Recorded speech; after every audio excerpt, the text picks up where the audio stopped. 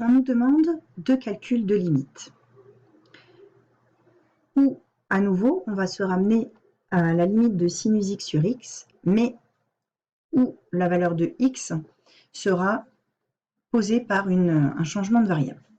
Donc, dans un premier cas, on a limite quand x tend vers plus l'infini de x fois sinus 1 sur x.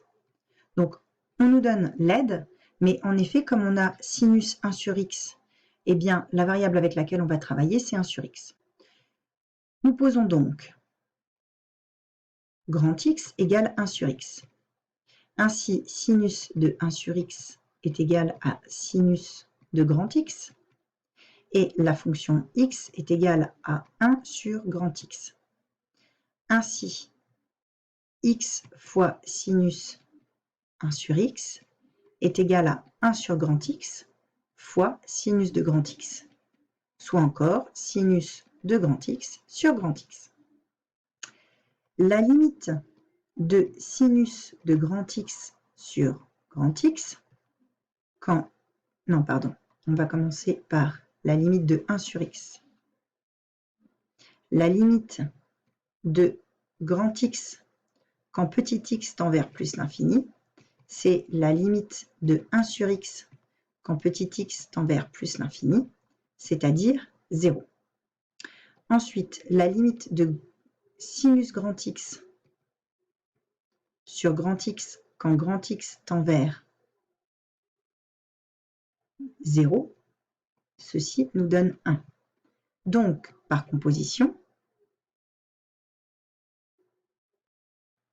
limite de sinus 1 sur x sur 1 sur x, quand x tend vers plus l'infini, cela donne 1. Et donc, la limite, au lieu de réécrire 1 sur x au dénominateur, c'est-à-dire que la limite de x sinus 1 sur x quand x tend vers plus l'infini, cela donne 1. Cherchons maintenant la deuxième limite. On a limite de x carré fois sinus 1 sur x quand x tend vers plus l'infini. C'est en fait le produit, c'est la limite du produit x fois sinus 1 sur x quand x tend vers plus l'infini. Or, la limite de x quand x tend vers plus l'infini, c'est plus l'infini.